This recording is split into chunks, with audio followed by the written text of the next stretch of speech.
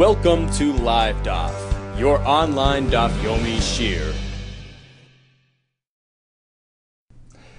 Shalom Aleichem and welcome back to today's Daf, Nazir Mem Daled. We are at the Mishnah, which is 12 lines from the top of the Amid. Says the Mishnah, Shloisha minin asurin banazir. A Nazir may not get involved in 3 activities. So these 3 things are off limits for a Nazir. Number 1, hatuma, getting involved with a mace.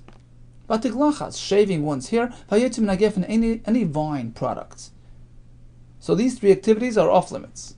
However, there are unique elements which are distinct to this activity, which are not found by the other activity. And the Mishnah will go through the full equation. What is found by this one and not found by the other one? In what way does this activity or that activity carry an advantage over the other ones? Says the Mishnah, we do find a stringency, a ma'ala, with respect to the Isser Tuma and Isser Tiglachas, shaving. We find something present in these 2 which is unfound in the other one. Mi biyotzim in agefen, not found in that 3rd activity, taking part in vine-related products. In which way? Shatuma v'tiglachas seisrin. He becomes tummy, or he shaves, it cancels. He has to redo days. So if he becomes tummy, it sort of cancels everything that he kept until then. Tiglachas likewise, but slightly different. The point is you have to come to the end of Nazirus with a full head of hair, a 30-day hair growth. So he has to redo at least 30 days. Soisrin, they cancel. They require a redo. As opposed to drinking wine, although it's forbidden, but it doesn't affect his count. He doesn't have to redo days already kept. See, here is a stringency found in Tumah and Tiglachas, not found in wine. On the other hand, we find Chomer b'yotzim min hagefen, a stringency present in drinking wine, which is not found in the other 2. Mi batuma u'b'tiglachas. In which way? Shayotzim min hagefen, when it comes to this halacha, lo yutar michlale, there is absolutely no exception. You never find an instance that the Torah allows a Nazir to take part in Yotzim min hagefen, even if, say, it's a mitzvah for him to do so. Nazirus forbids him. As opposed to Tumah and Tiglachas, there are exceptions. V'Tumah v'Tiglachas, huchu michlalan, there are exceptions to the rule. For instance, b'Tiglachas mitzvah, u'b'meis mitzvah. We learned just the other day, if he's, let's say, involved in, he's a Batzir, he needs to cut his hair. It's a mitzvah. That overrides the Isser Tiglachas of Nazir. Mace mitzvah. There's an unattended mace, a desperate mace, who needs this fellow to take care of him, to bury him. That stands higher than his Nazirus. So when it comes to Tiglachas, comes to Tumah, there are exceptions to the rule, something not found in terms of Yotzim min hagefen.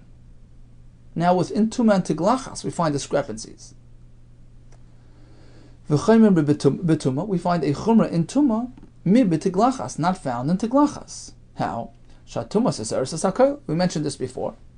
Although both Tumah and Tiglachas have a soiser element, but there's a difference. Tumah destroys everything. He's in the midst of a 1,000-day Nazirus. He's holding by day 500, becomes tummy. It cancels everything. He has to reset the clock. As opposed to Tiglachas, getting a haircut requires him to redo 30 days so that it facilitates a 30-day regrowth. But that's it. It doesn't cancel all 500 days. So that's one advantage in Tumah over Tiglachas. Number 2, v'chayav alei karban. If a Nazir should become tummy, he has to undergo the whole, tahara process, which requires a special carbon system for a Nazir tummy. This is not found by Tiglachas. As the Mishnah concludes, with the glachas, when it comes to cutting hair, einos yeseres ela shloshim. It only requires a 30-day redo. Number one, ve'in chayav alei carbon, and there's no special carbon for teglachas. So Tumah carries a special penalty. There needs to be a complete redo, a special carbon system for a Nazir tummy, as opposed to teglachas, which does not trigger that system. So we have a chumrah found in Tumah and teglachas as opposed to Yitzim Nagefen. We find chumrah in Yitzim Nagefen as opposed to Tumah and teglachas.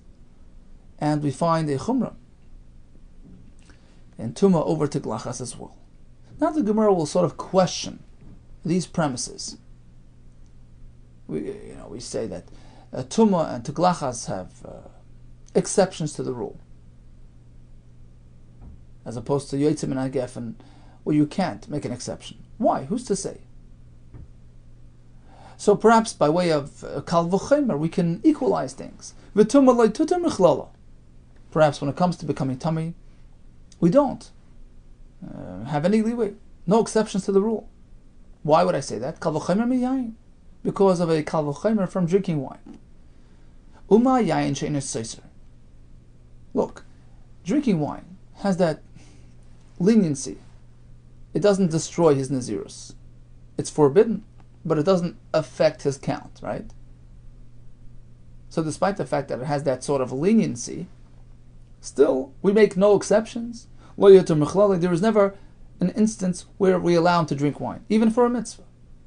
Certainly, of course, Tumah sheseseres, Tumah which has that additional power. It destroys whatever he kept. It cancels all past days. Doesn't that lend to reason that it should have the other stringency as well? We should have no exceptions. No case where he can become tameh. Isn't that reasonable? Talmud Leimar, we have a special pasuk that undoes that notion. A Nazir may not become tameh even to a relative, la'aviv, u'le'imay lo yitama. We make a diuk. Conventional relatives, conventional situations are off limits. La'aviv u'le'imay lo yitama avol. But we make an exception for something unconventional. Avol metami hu l'meis mitzvah. If it's a meis mitzvah, he's allowed. Next question. So we say that wine never has a heter. Why not? Perhaps we can generate a heter for wine as well. V'yayin yuter mechlala, you should make an exception in an instance of mitzvah. Kal v'chomer mituma, through a kal v'chomer from the halacha of tuma, which we have just concluded, allows for exceptions. How's the kal v'chomer going to work? Ma tuma sheseseres huchu mechlala. If we find that Tumah, despite the fact that it has that stringency, that it's soiser is nazirus, it still allows for some exceptions. Of course, yayin she'inu soiser, yayin that does not have the soiser fact in adin she'yuter mechlali. Of course, we should allow for some exceptions. Amakra, we have a special pasuk that disallows that, because after the pasuk already discussed, keep away from wine, keep away from anything coming from geffen. The Torah repeats itself. Me yayin v'sheichar yazir. What's that for? We had this back on Daf Gimel. Le'esor yayin mitzvah kiyayin harishus. Even a mitzvah wine is asur for a nazir. So yayin mitzvah just as asur as yayin rishus non-mitzvah wine. There you go. Further asks the Gemara. So we say tumah is soiser, but wine is not. Perhaps let's equalize the two. V'yayin yister sakol. Drinking wine should affect whatever he kept, should cancel his past nazirus. Kal v'chomer mituma, this can be derived from tumah. How? Ma tumah shochu mechlala. If we find that tumah has a leniency, because it allows for exceptions, meis mitzvah, still, it maintains that chumrah of seiseres esakol. Of course, yain shelo yuter mechlala. By wine we have no exceptions, as we just learned from our pasuk. So if it has that added advantage, wouldn't that lend to reason that it should have the chumrah? Like Koloshkin, of course, Easter, it should be soiser. He drinks wine, redo the whole nazirus. Amakro, we have a pasuk which discounts that factor. Soiser is unique. Cancellation is specific to tumah. Amakro v'ayomim harishonim yiplu ki timei nizrei. Why does his count get dissolved? Why do we cancel his past days? Ki timei nizrei. Only tumah has that effect. Tumah seiseres, but not wine. Ve'ein ayayin seiser. Okay, let's try something else. Vatiglachas tistos akol. What about haircutting? Perhaps that also affects his past days. That cancels whatever he kept. Kal v'chayim mituma. Once again, by way of a kal v'chayim from tumah. Uma tumah. Since we find that by tumah, despite the fact that it has a leniency, it has a kula. Shaloi asuba mitame. We don't treat the fellow who facilitated the tumah, who was mitame the Nazir. He's not held responsible. Kim mitame. We don't treat him as like the Nazir who became tummy. The Nazir is responsible for becoming tummy, but not the mitame. He doesn't get malchus. So it has that seeming leniency. Still, it is seiseres esakol. The Nazir has to redo his nazirus. Doesn't that lend to reason that tiglachas, cutting here, sha'asu ba megalech misgalech, over there the pasuk treats the barber like the Nazir. The barber is equally responsible. So it has that added advantage. Eiladin, doesn't that lend to reason shatister esakol, that it has the halach of seiser? The Nazir should take a haircut through his nazirus. He has to redo the entire thing. Once again, we have a pasuk which discounts that factor. Only tuma is seiseres, but not haircutting. Ve'ein tiglachas tuma seiseres esakol. Ve'ein tiglachas seiseres esakol. Okay, now let's question the notion that we just presented now. That by tuma, the metame is not responsible, in contrast to the megaleach. How do you get to that distinction? When it comes to tumah, let's treat the mitame like the mitame. The one who transmits tumah, makes the Nazir tummy, should be considered equally responsible like the Nazir himself. Let's derive that from haircutting. Since tiglachas does not have the seiser factor, still we say the barber is responsible. Right, all it has is a 30-day redo, like we said before, because he has to wait until his hair regrows, but it's not a full, complete cancellation. So it has that disadvantage. Still, Asuba Migalech, the Torah treats the Migalech, the barber, Kim is Galech, like the Nazir himself. Certainly Tumah. She says, by Tumah, that we have a full cancellation. Certainly the Metame should be treated like the Mitame, like the Nazir. Why not? Amakro, we have a pasuk which disallows that. V'timi rosh nizrui. The pasuk warns the Nazir, don't become tamei, and mentions the word v'timi rosh nizrui, which indicates that only the actual party himself, the Nazir himself, is responsible. Limetamei rosh nizrui. We warn the Nazir himself, who is actually being metame, his head of nazirus. So the metame is not responsible. Now let's go the other way. Let's reverse it. V'tiglachas. If that's the case, so then perhaps the barber as well is not responsible. Why are you assuming that the barber is equally responsible? V'tiglachas. When it comes to haircutting, there again, le'nasaba megalech k'misgalech. Who's to say that the megalech is chayav like the misgalech, like the Nazir? Perhaps not. In fact, they have a kavachemer to back that up.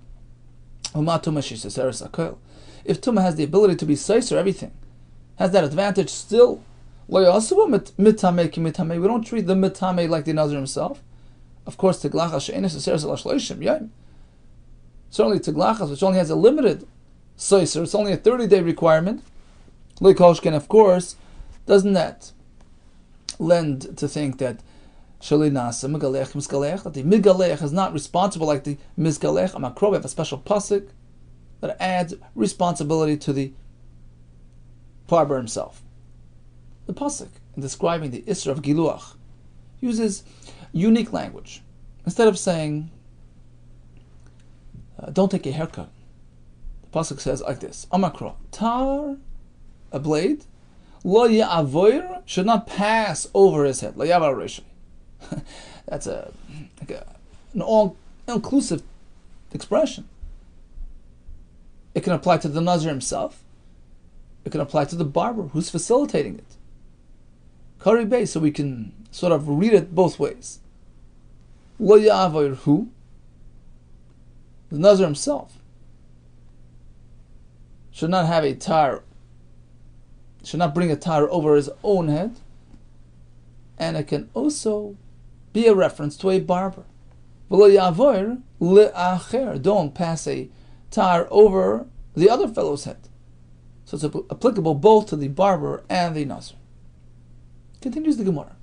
What about the hutar michlole factor discussed earlier, the exception to the rule?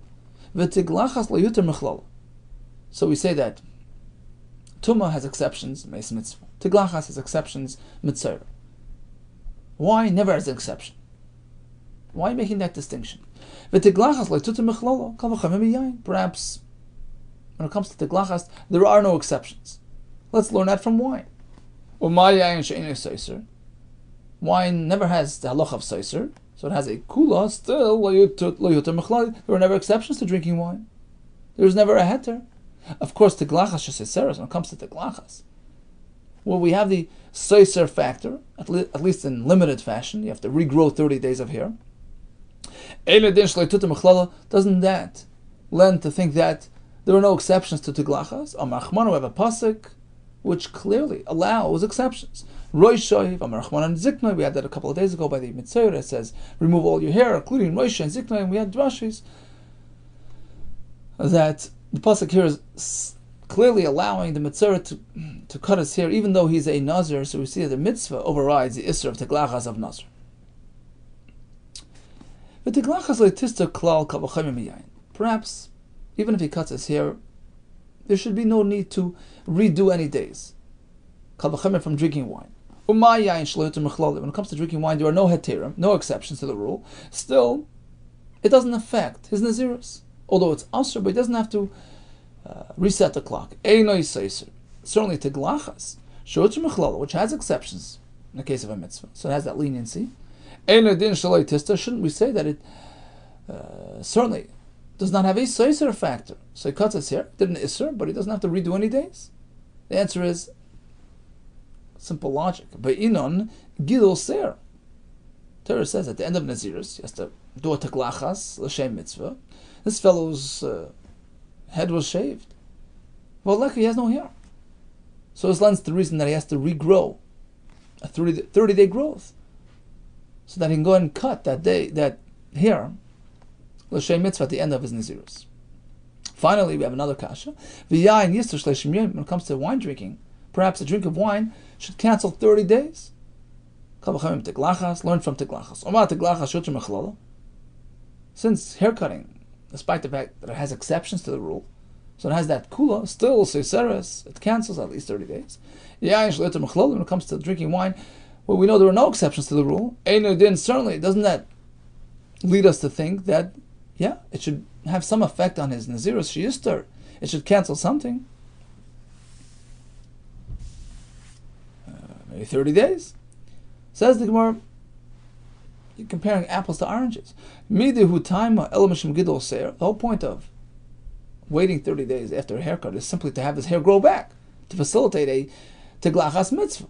That's all. There's a very specific need, a specific purpose, for that.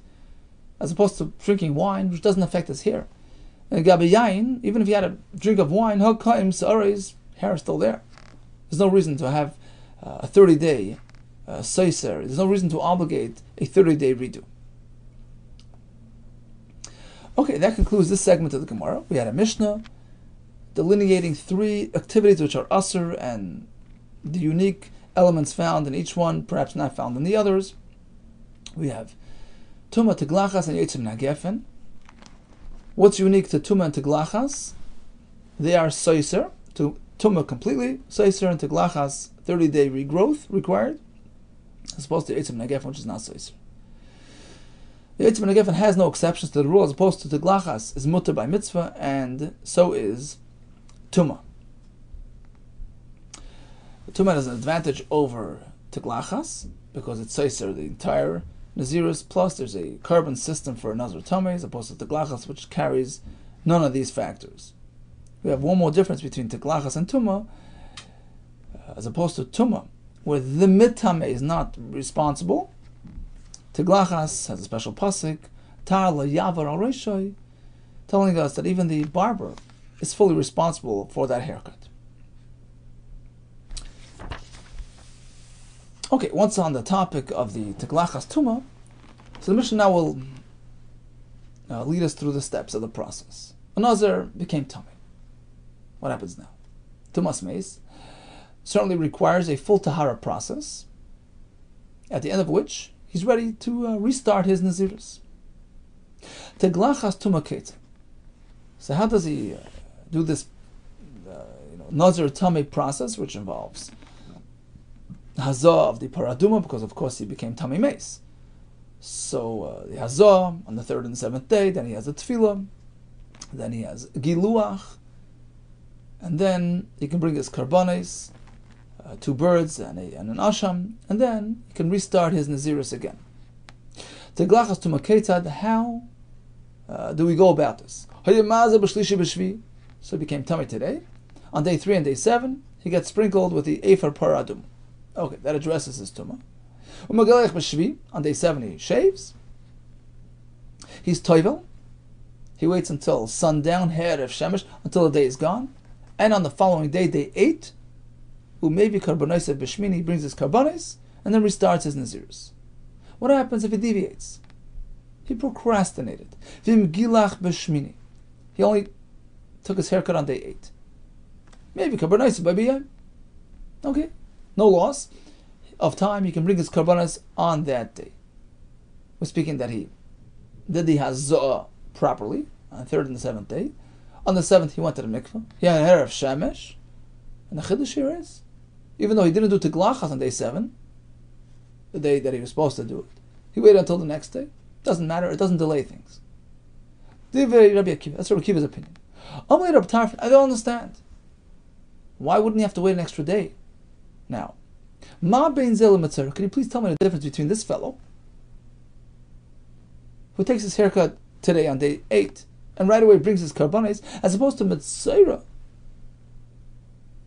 who has an almost identical process to go through. He has to wait 7 days, do Teglachas, bring Karbanes, right?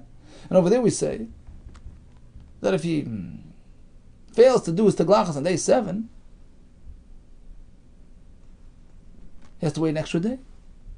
If he does his Teglachas on day 8, he must bring his Karbanes on day 9. And here, by Nazir, there is no loss of time. What's the difference? Amalei Rakiva responds very clearly. Zeh Taharas Etliya B'Yamav, in contrast to a Nazir, where it's all about days.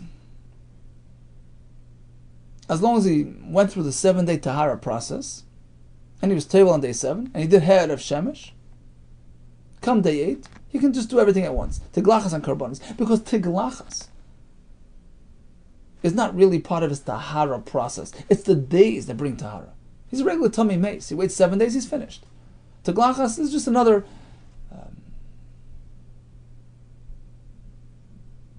part of the Chiyuv. It facilitates the Karbanis, etc., but it's not part of the Tahara. His Tahara, his purity is not contingent upon his shave. So even though he shaved a day late, it's okay. Shave and bring your Karbanis on that day. Again, he did Hazah Paraduma on day 3, once again on day 7, did Tevilah on day 7, that's required. He waited for the sun to set, Hayar of Shemesh, that completes the Tahara. He's done.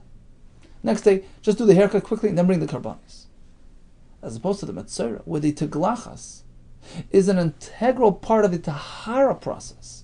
You can't be Toivel until you first get rid of the hair that was on you when you were Metzora.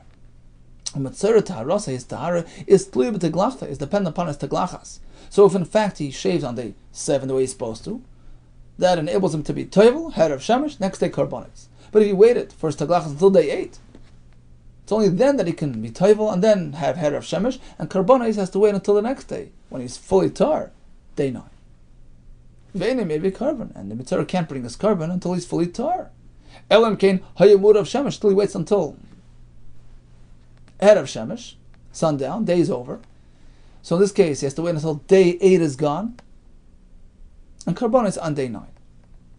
So when it comes to Mitzvah, everybody agrees. You shave a day late, you bring Karbanis a day late. When it comes to Nazir, Rabbi Kiva says no loss in time. Shave on day 8, bring Karbanis on day 8. Rabbi Tarfon says, what do you mean? I'm not sure. Why is this different than Mitzvah? Rabbi Kiva responded, did Rabbi Tarfon accept that explanation? Kibla Minei, did he accept it from Rabbi Kiva? That even if there was Teglachas on day 8, he could bring Karbanis that day? Or perhaps he did not consent, he did not accept it from Rabbi Kiva. Toshma, we have a raya. A raya that in fact Rabbi Tarfon still maintained his position. That even a Nazir who did Teglachas on day 8 must wait an extra day until day 9. Toshma, the Tani Hillel the Amira, we have an Amira by the name of Hillel, he presented a brisa as follows. Shave a day late, Karbanis a day late. Gilach b'shmini, the Nazir shaved on day 8, he has to wait until day 9, in line with Shittas Rabbi Tarfon. Because Teglachas is, yes, considered part of the Tahara process. Maybe Karbanis a b'tshi. Okay, that's the brisa. This must be Rabbi Tarfon. If you're going to tell me Rabbi Tarfon accepted Rabbi Kiva's opinion, then who's requiring an extra day? So even if he shaves on day 8, bring Karbanis on that day. It would seem that Rabbi Tarfon disagrees with Rabbi Kiva, and this is Shittas Rabbi Tarfon, in this price. Amar Rava, no. Perhaps Rabbi Tarfon fully agrees, provided that he was table on day 7. So he had Azah, Paradum on day 3, day 7, table on day 7, head of Shemesh, finished his Tara. So although he skipped the Teglachas, it's okay. Teglachas tomorrow was fine with the Karbanis. But if he never was table on day 7, he waited until he did Teglachas on the next day, and of course he can't bring Karbanis on that day. You have to wait until the Tara is fully done, which involves Tevilah, head of Shemesh, and then he has to wait until the next day for Karbanis. So this brisa is descriptive of the second case. Like Kasha, the answer is Hada Tavel B'Shvi. If he did Tevilah on day 7, head of Shemesh that night, he brings Karbanis on day 8, despite the fact that he did Teglachas on day 8 as well. And everybody agrees, even Rabbi Tarfon. This brisa, however, is speaking to Loi Tavel B'Shvi. He never was Tavel on day 7. He waited until day 8. So then, of course, he has no choice but to wait until day's end, which gives him the head of Shemesh, the sundown, completes the Tahara process. Maral, by the way, says a day in which a person was tummy, that day is tainted. So even though he did his Tevilah, he has to wait until the day is cleansed, so to speak. The day is, you turn a page till the next day comes around. That's a pure day for him. So in this case, he has to wait until day 9 for his Karbanis. Continues the Gemara. Omar Abaye, says Abaye, Ashkesinu lechavri. The Rabbi Nosson Barashim. I encountered the Chaverim of Rabbi Nosson, who was sitting and presenting a brisa as follows. The Yasfin, the Ka'armin, they were sitting and saying over a brisa, based on a pasuk, in reference to a Zav, a person who experienced a personal tumah. So if he had 3 experiences, he needs to wait 7 days for Tahara, after which he's Toivel, has head of Shemesh, the following day a Korban. If he only experienced Ziva twice, 2 emissions, 7 days of Tahara, at the end of which he's Toivel, head of Shemesh, and he's done. So the pasuk here is describing Izav, who on day 8 will now bring Karbanis. He comes to the entrance of the Oyel Moed of the Beis Hamikdash, and he hands his Karbanis to the Kohen. What do we learn from this pasuk? A Masayhu Ba, in fact, when is allowed to approach the Azara, the Beis Hamikdash? Bizman Shu Taval V'Aser of Shemesh. Strictly if he fulfilled both conditions. He was Toivel and waited until day's end, head of Shemesh. And then he can actually come the next day to the Beis Hamikdash. Loi Taval V'Aser of Shemesh Loi. But otherwise, if there was no Tefillah, or even if there was Tefillah but no head of Shemesh, the completion of his Tahara had not taken place, you cannot approach the entranceway to the Azara. Alma Kasavar. So now the Chaverim of Rav Nosson observed from this brisa, apparently the Tana of this brisa holds a Chiddush. Even a Tvul Yoim Shal Zav Kezav Dami. Even a Zav who already underwent Tevila. But if he's still prior to Herev Shemesh, the completion of his Tahara process, he's treated like a Zav to the point that he could not approach the Oyel Moed. Now, in order to fully understand this Gemara, we must know as follows. A person who is tummy cannot access the Beis HaMikdash.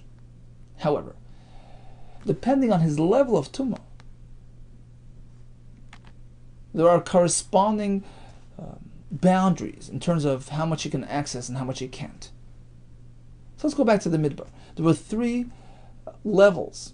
There was the actual Mishkan, called Machne Shechina, surrounded by the Leviim, who camped around, called Machne Levia, around which was Machne Yisrael, the general encampment. A Mitzvah, the most stringent of all tumahs, he must leave everything.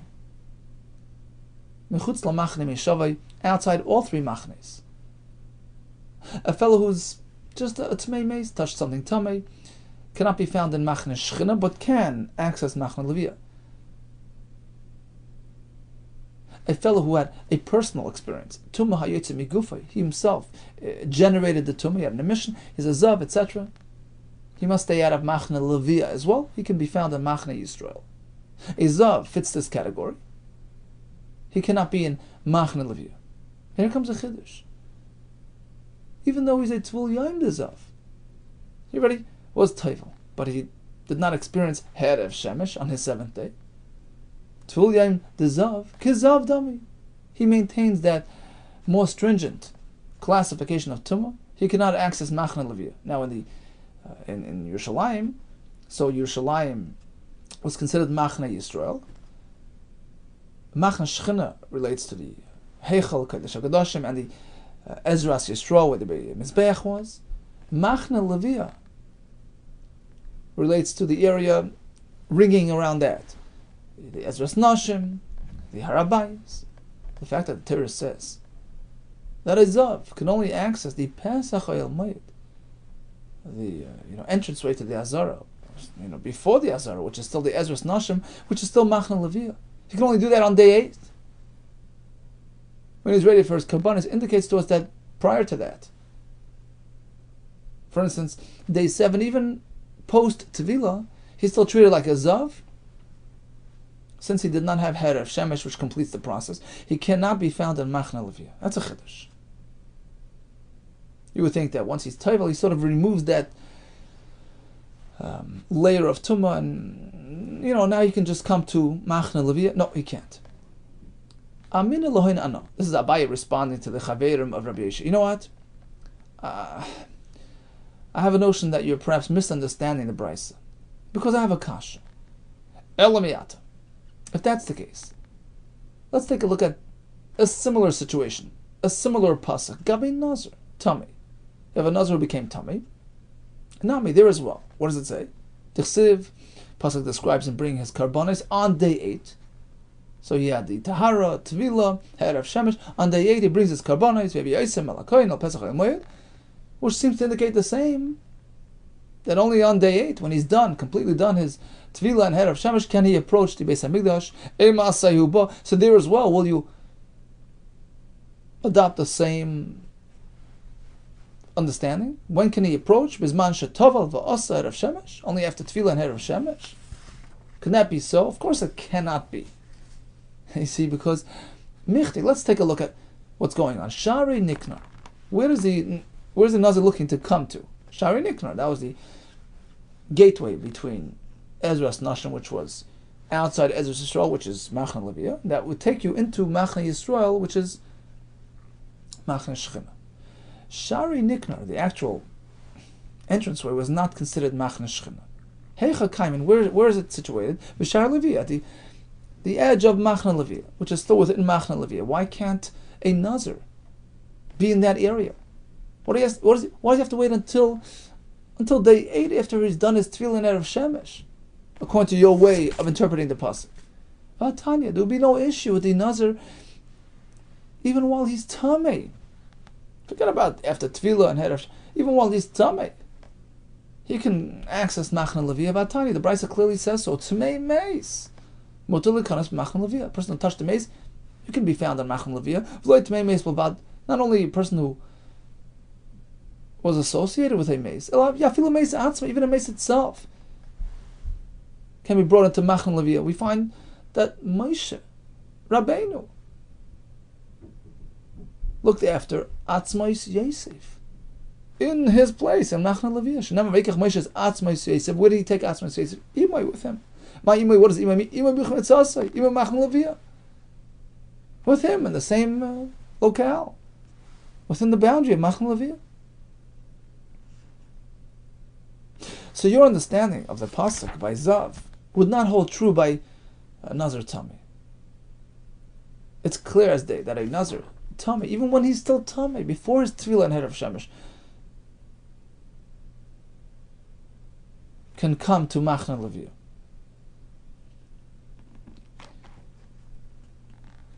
So then, how do we understand the pasuk? Says Abaye. How do we understand that pasuk? What do the brayso mean? That when it comes to a Zav, he has to wait until day 8, after Tefillah, after head of Shemesh, in order to come to Machnei Leviyah, which sounds like before head of Shemesh, he's still considered a full-fledged Zav, which has that middle category of Tumah, that most stringent form of Tumah Yitzim Migufa, which doesn't allow him access to the Ezras Nashim, to Machnei Leviyah. Says Abaye, you know why? I'm not talking about an ordinary Zav. We're talking about a Zav who had 3 experiences, who still needs to bring Karabanis.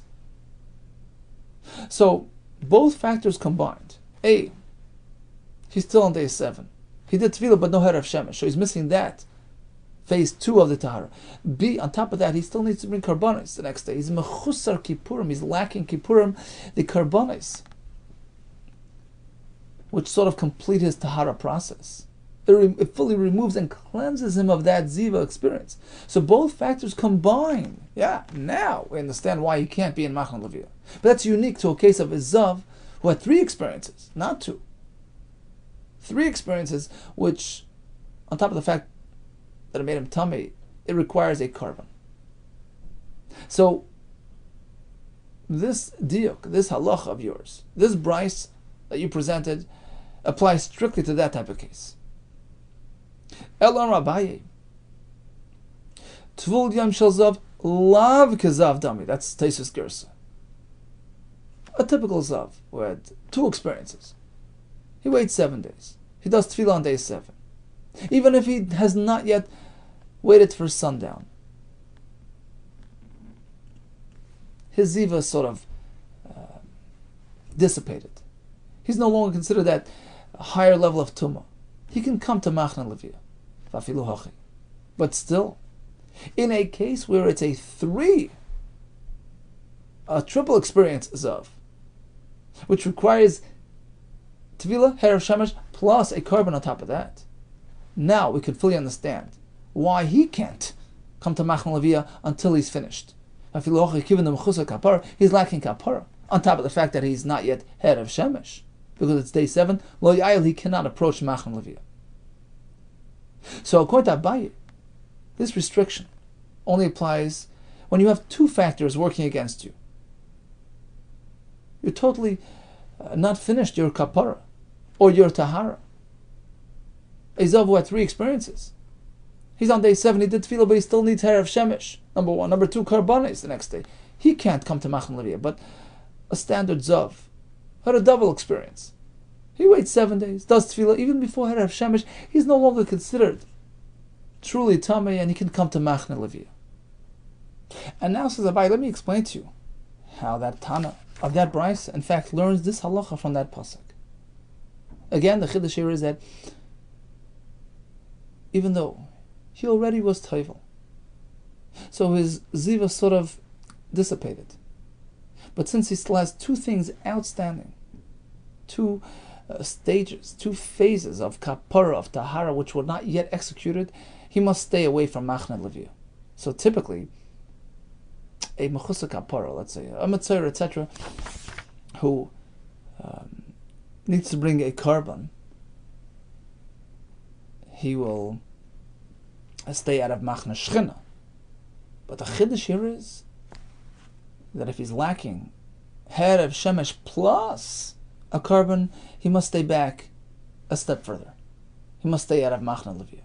And this is how we learn it.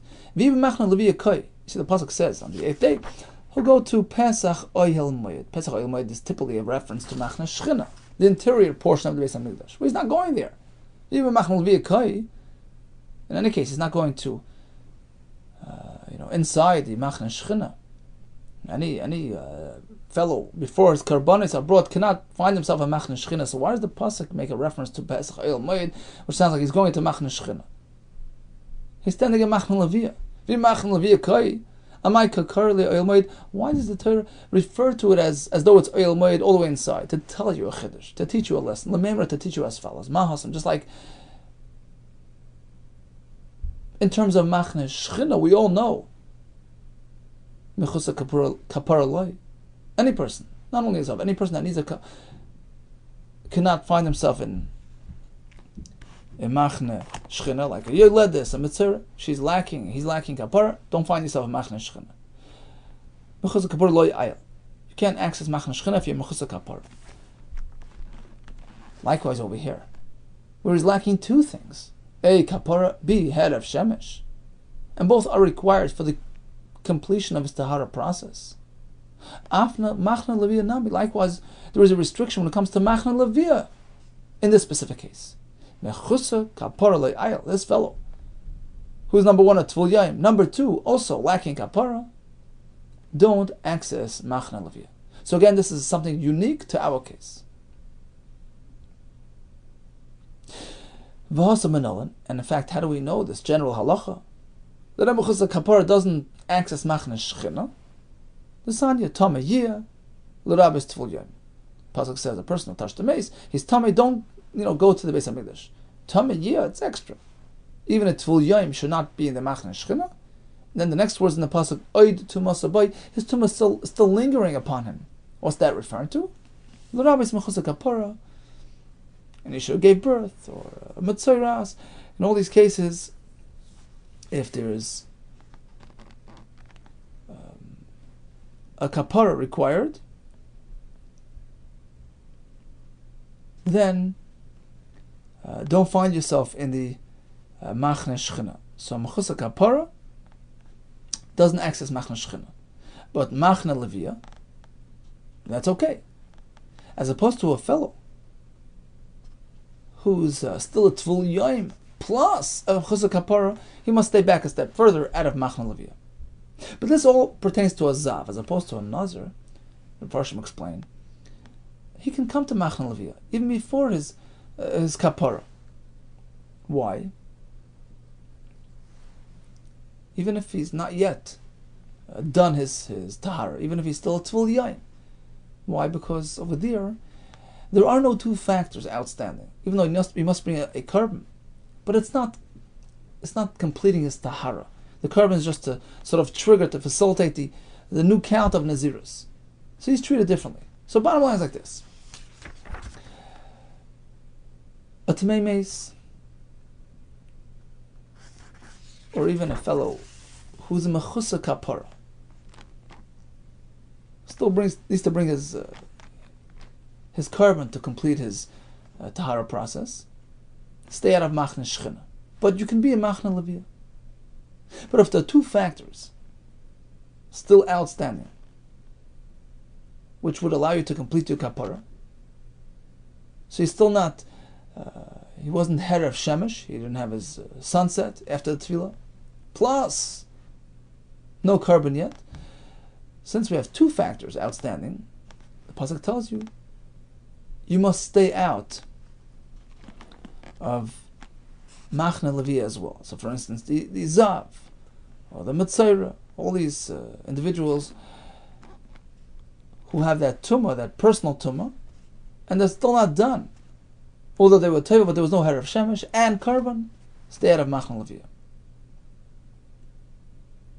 So that's Abaye's approach to the sugya, as opposed to the way the group, the chaverim of Nasim B'Yesha, they learned that even if there's no korban outstanding, even if a regular zav, a zav bal shteriyos, two experiences, he must wait 7 days, tefillah and Erev Shemesh, and it's tefillah without Erev Shemesh, he must stay out of Machna Leviyah. Because we still treat him as a zav. He still has that lingering ziva upon him, which keeps him out of Machna Leviyah. Abaye disagreed. It only applies when he has that factor plus lacking a korban. So really, to summarize the sugi, we have like this. We have 3 levels of machnas. We have machna shchina, machna leviyah, machna Yisrael. A mitzvah out of all 3. A tmei meis out of machna shchina. Likewise, a mechusar kapara out of machna shchina. A personal tumah like ziva, like tzaras, all those stay out of machna leviyah as well. A fellow who had a tumah hayotze megufay, like a zav but was toivel already, even before Erev Shemesh, you can be a machna leviyah. Unless he still has a kapara outstanding, then there are 2 factors against him. We learn from a pasuk, he must find himself a machna Yisrael and cannot yet access machna leviyah. Okay, let's summarize today's daf. There are 3 activities asa to a Nazir, tumah teglachas and yetz min hagefen. We find factors which are unique to certain things not found by the others. We have, for instance, exceptions for the sake of mitzvah, that's allowed by tumah, and teglachas not found by wine. Teglachas and tumah are soiser in different ways. Tumah is totally soiser, his naziris. Teglachas requires a 30-day regrowth. Wine does not have that effect. We have a chumrah of teglachas over tumah. The megalech, the barber, shares responsibility as opposed to the metame, who is not responsible. A Nazir becomes tamei.